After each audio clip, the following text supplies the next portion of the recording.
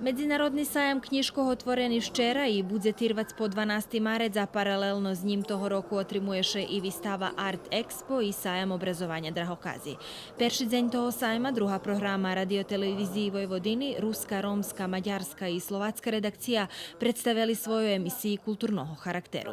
Ruska redakcija še predstavila z našim familijnim magazinom, širokim planom, kotri evo už toho roku 26. rok, jak tirva familijni magazin široki plan. Už da skelj roki ho robime moj kolega Zlatko Ramač i ja i zadovoljni sme. U aprilu trebali bizme, dobili sme došli obodzenje, že bizme pošli do Horvatske, našli z naših Rusnaca u Republiki Horvatskej.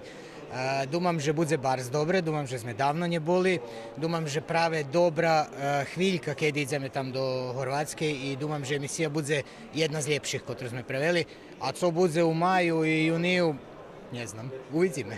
Tamo gdje se RTV kao takva predstavlja, treba da se... Tam gdje še RTV predstavija, treba že bizme še i mi predstavili jak druga programa televiziji i jak druga i treća programa radija, odnosno menšinski emisiji, bo bez njih bi ani nje moglo buć radio televiziji Vojvodini. Sajem otvoreni každi dzenj od 10 po 19 hodzin, a uhod besplatni. Najutre na Međunarodnim sajmu knjiškog u Novim Sadze za svojima vidanjami nastupi i Društvo za ruski jazik, literaturu i kulturu.